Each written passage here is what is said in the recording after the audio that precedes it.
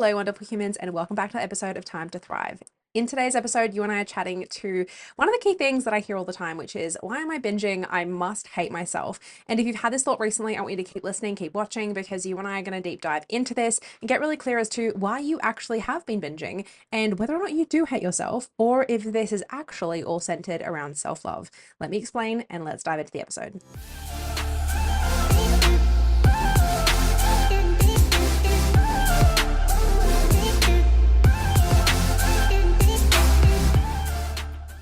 So guys, welcome back to the episode. I hope you've all had a fantastic week and are prepared for a beautiful week ahead. This episode always gets released on a Monday, and the key reason behind that, guys, is because we have to recognize that we need to take charge of our thoughts at the beginning of every week. We want to have a look at the past week. We want to do a little bit of a cute little reset and really think about, our intentions for the coming 7 days and think about the woman that you want to be. And so even before we get stuck into today's episode, I just really want you to have a think about the last 7 days of your life, really, and think about genuinely, how have they gone? I really want you to have a think about, did you actually operate with the intentions that you had desired for yourself? Had you operated with, loyalty and compassion and kindness towards not only other people in your life, but towards yourself? Have you been loyal to your goals? Have you remained committed? Did you just rely on being motivated, and then you notice that sometimes you weren't motivated and you didn't really feel that inclined to make a healthy meal or take yourself out for some walks, and you didn't actually prioritize your journaling or your mindset, and you didn't speak to yourself kindly whatsoever, and you end up noticing that come Friday night, you just fully fucking sent it with the binge eating, and just really noticing, guys, what was the pattern of last week? Or were you someone that you really did get your step count up? You really did prioritize your meals. You really did prioritize gentle structure. You really did prioritize being kind and compassionate towards yourself. You really did note down when you had a couple of wobbles and you just moved on from them. You sort of dissected why they occurred, and you got really clear with yourself as to why they actually happened. You didn't self-berate. You were actually very compassionate towards yourself, and you stepped forward, and it meant that you actually didn't spiral into a binge. You actually took a step forward and regained that control and that calm and that peace and that consistency with yourself. I just want you to get really curious, guys, because if we're not auditing essentially how our behavior is going and how we're actually progressing, we literally can't get anywhere, right? We tend to just try again, but we have no idea what it is that we're even trying to do. And then it makes us feel really mentally, emotionally, and physically exhausted with our goals. It makes us feel like we're always on a diet, or we're always trying again, or we're always starting again Monday. And guys, you should not be feeling like this. I really want to just not normalize that at all. Starting again on Monday is just not a freaking vibe. And I just really want to resonate right now if you're actually listening to this, and whether you're listening to it on a Monday or some other time throughout the week, I just want you to ask yourself, how many times have I told myself I'm going to start again on Monday? Really get curious with those. How many times and for how long have you told yourself this week's going to be different? And then every single freaking week, it's not. I just really want to speak to you right now. I know I'm going on a bit of a tangent, but I just really want to speak to you right now because I really want you to know that it doesn't have to be like this, and it's not supposed to be this hard. You are supposed to feel calm and in control with yourself. You are supposed to notice progress. And if you're noticing that what you're currently doing is not allowing you to progress, and you are self-sabotaging, and you are hitting the fucker button, and you are binging, and you are hating yourself, and you are going to bed and waking up physically uncomfortable and emotionally just full of shame and guilt, your life is not meant to be like this. Let me be honest, guys, your life is not meant to be like this. It's not meant to be this hard. And other people do have it easier. But let me just get really clear on that. Other people have it easier because they've worked through their self-sabotage. They have worked through their blocks. So I want you to ask yourself, and let's just do this mini audit together right now. Are you working through yours? If you're noticing that your current approach is not working to, whether it is weight loss, whether it is just feeling better in your skin, whether it's just no longer feeling so food focused and so food obsessed, whether it's just noticing that you don't have to overeat and then restrict so heavily, if you're not noticing progress in that area, if you're not noticing progress in the gym, what are you going to do about it? Because just trying again, you are deserving of so much more than that. You are deserving of so much better. You deserve to not only try again, but you deserve to try, and for this time to actually get a positive ROI on your genuine energy investments. Also on your financial investments. The amount of women that I speak to that are working really well with a coach and a PT, and you are spending hundreds and hundreds of dollars every single week, every single month for years, and you never see the weight loss that you're desiring. You never see the goals that you're wanting. You never see the progress that you're wanting. Why are we not trying something different? Because essentially, right, that is showing you that there is an issue.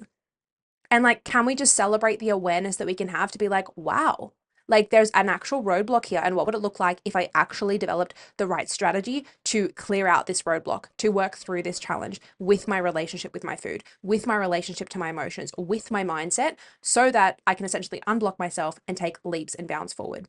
So, guys, really just having a look at your last 7 days and ask yourself, what patterns have I repeated? And if I'm going to do it differently this week and things are going to, like, different outcomes are going to come about this week, what are you going to fucking do about actually ensuring that that happens for you? Like, what are you going to do? Because trying again and just trying the exact same approach as last week, is that actually going to work for you? And what we want to get clear on is that maybe it will work for you. Maybe last week was like the first week that you tried something new. Let's say, for instance, you're actually practicing healing your relationship with food, and last week you binged, and then we've got this internal dialogue of like, oh, it's not going to work for me. That's an example where you actually do want to try again and practice the repeat piece, right? It's about learning and understanding that you have a proper approach.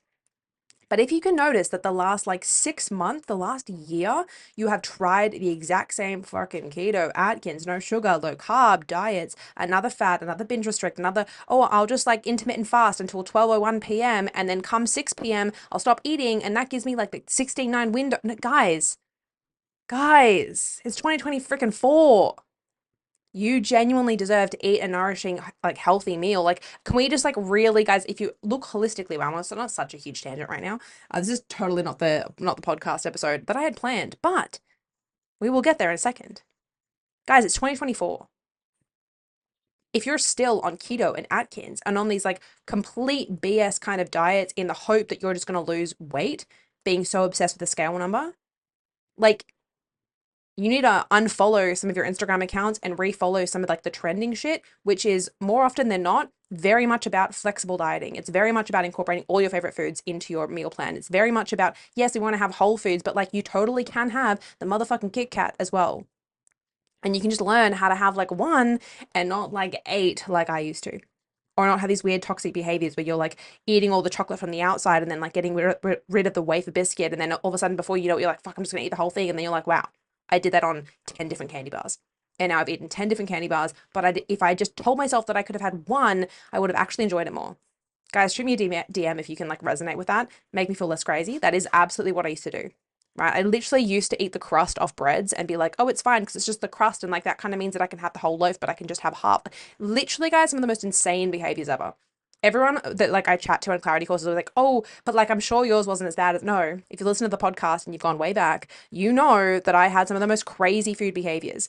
And I'm a pretty non-crazy kind of person. But toxic food behaviors can get the better of you. Your mindset can go such down a deep, like, Alice in Wonderland kind of like craziness kind of vibe where you end up doing some stuff that you like are like being like a third person and you're looking upon yourself and you're like, what the fuck am I doing? But it's all because you have all of these rules. You're trying to run away from your shame. You're trying to run away from how you're feeling in that moment. You're trying to like placate yourself and you then hate yourself and you're trying to not feel the hate. And so it literally just goes round and round until you end up being so freaking full that you then feel as though you literally physically have to go to bed. You're in this like food coma, wake up the next day and start the whole thing again. So guys, all that to be said, zooming out of that rabbit hole, a really key reminder is just to do an audit of the last week, the last couple of weeks, and think about, are you actually doing something different?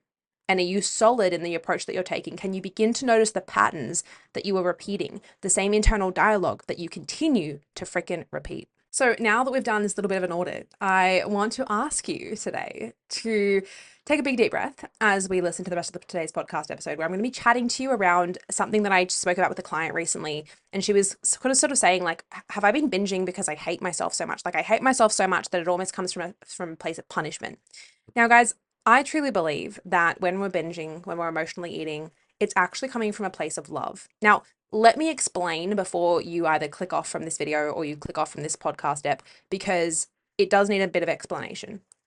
Can we appreciate that when you're binging and when you're emotionally eating, in those moments, you're essentially trying to get yourself to feel something, right? You're trying to get yourself to either feel something or not to feel something else.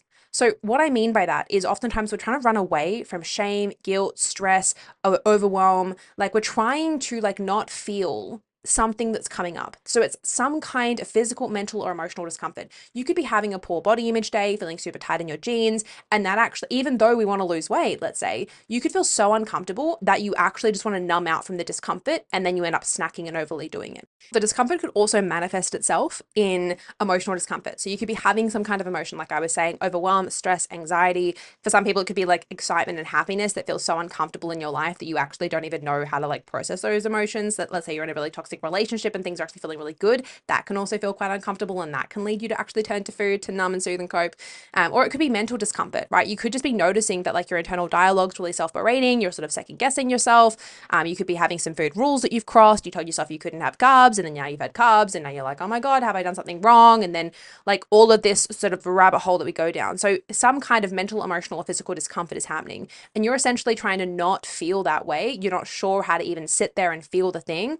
And so what tends to happen is that then you end up leaning on food in these moments, right? So can we appreciate even that? It's not coming from self-hatred. You're actually just trying to escape some kind of emotion, and some part of you feels uncomfortable with feeling whatever it is coming up in that moment, right? So that's not coming from a place of hatred for yourself. That's coming from a place of, if we kind of distill it down, you almost love yourself so much that you don't want to feel those feelings, right? And this is why we have to get really clear as to like what the meaning of love actually is, and recognizing that love isn't about just like feeling this like loving feeling, right? Like the definition of love is being able to do the hard thing that is required for you to actually fulfill your potential and actually what is going to be the best thing for you, which we can appreciate, right? If we're actually loving ourselves, it looks like actually learning how to sit with those emotions, learning how to sit with what's coming up in those moments, whether it's physical, mental, or emotional discomfort, and learning what is it that I'm actually needing in this moment so I actually can move from this feeling and into a more pleasurable feeling that, of course, is also going to bring me more deeper fulfillment, not just pleasure.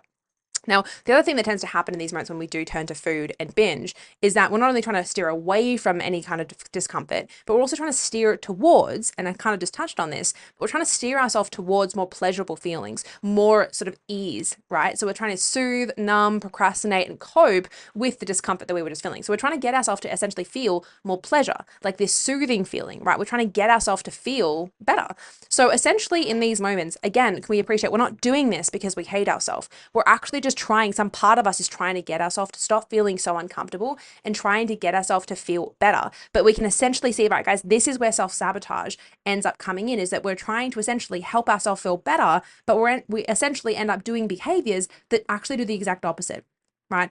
What's happening is we're meeting this like this mode of like instant gratification, but we're essentially giving up this like long-term satisfaction, right? This long-term like real deep sense of fulfillment and purpose and being on track with our goals, or so that we can essentially be instantly gratified, right? But we're not doing that because we hate ourselves. We're doing that because some part of us in that moment is winning, and what we want to do is like we want to step forward as the woman that it is that we want to be, and we want to win more, right? We want to actually have the bigger picture in mind. So now you're probably thinking, well, Sherry, what the hell do I do then, right? When I'm wanting to binge, what do I do? What we want to appreciate is that we need to shift the way that firstly we're actually speaking to ourselves about these moments and realizing that we're not doing this because we hate ourselves. We're not doing it because we're trying to punish ourselves or make ourselves feel so shit. What we're doing is that we're actually just trying to cope.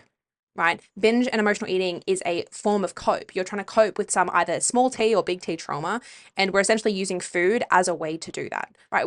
Guys, we can appreciate if you still are thinking that this is some kind of like, I'm obsessed with sugar and I'm just like this food addict. No, you're not. You're not just addicted to the peanut butter. You're not just addicted to the corn thins. You're not just addicted to having something in your mouth. What's actually happening in this moment is that you are addicted to essentially, and you're sort of in this habitual pattern of behavior where you are just so accustomed to using food as a means and as a crutch, right? To cope with your daily life, right? To try and lean out of the discomfort that's happening. And this is really where we have to recognize that you are a fucking badass. You are actually strong enough to feel the feels of your daily life, to feel the challenges. Guys, literally you watching and listening to this right now, you have gotten through 100% of your worst day so far. Why do you think that you can't cope with a bit of anxiety? Why do you think that you can't cope with a challenging day where your boss is like giving you heaps of stuff to do on your to-do list, and then all of a sudden you feel as though you're like inferior, and then like they're kind of side-eyeing you, and then like, you know, this guy rejects you on Hinge, or like whatever it might look like, right? We really want to appreciate that you are so much more capable, wildly capable than you believe yourself to be. Like that's just the damn truth of it. But in these moments, we second guess ourselves and we allow our internal dialogue to get so self-berating, so self-doubting, so self-criticizing, right? That we end up giving in to these urges and to these thoughts of just wanting to like lean out of the discomfort of life.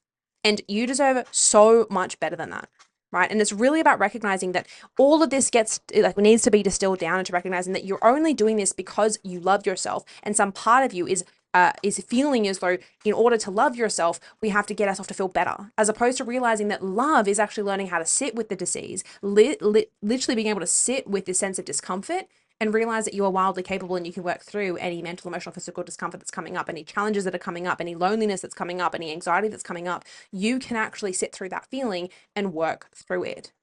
Right? So if we now know this, next time we have a binge urge, what we have to recognize is not there's some external thing that you have to be like, oh my God, I got to battle this through and all these things. What you have to really begin to recognize is that you can feel this feeling, and this urge to turn to food is just a manifestation of, and it's a cue to show you that something is the matter on an internal level, right? And some part of you is trying to, unfortunately, love yourself by getting you to lean out, right? Getting you to like lean on something to numb, soothe, and cope. But what we have to teach ourselves, to teach our brain, teach our nerves, essentially teach our creature, right, that we are, that, hey, you know what? You're actually wildly capable to sit with this sense of discomfort that we're feeling, and we can work through this. So I really want you to take away from today's episode the recognition that you are wildly capable. You are strong enough. It's not about just like trying to battle this urge. It's about learning how to go internal and look on an internal level. What is going on in my head? What is going on in my human, like my creature? And what is going on in my heart space? What emotions am I feeling? What is coming up for me right now that is making me think that food is actually going to be this thing that I can lean on or that I need to lean on? When in reality, guys, you get to lean on yourself in these moments. You are wildly capable. You can work through anything that pops up, but you don't need to numb out with food. And that means that, yes, guys, you actually have to begin to work through the shit in your life. If you have a conflict with a partner, if you're lonely and you want to actually have a partner, if you're not loving your job and you hate the work that you're doing, yeah, you have to give those parts of your life attention and actually work through the challenges, and realizing that like this is actually what life is. And life, guys, is actually really hard. But also, it also gets to be fulfilling, and it gets to be fantastic, and you get to become your own person. So I want you to recognize today that you have power. I want you to recognize today that this urge is not just something that you're a whim to. Your thoughts are not just something that you're a whim to. Right? You get to actually begin to look at the woman that you're becoming. And like we said at the beginning of this episode, beautifully ties in, auditing the last couple of weeks and realizing that the next couple of weeks can be completely different. But it's going to take you to actually choose to become different, and choose to act different and think differently, and choose to deal with the stuff that's coming up, and realizing that you're not binging because you hate yourself. You're actually binging because some part of you is trying to love yourself.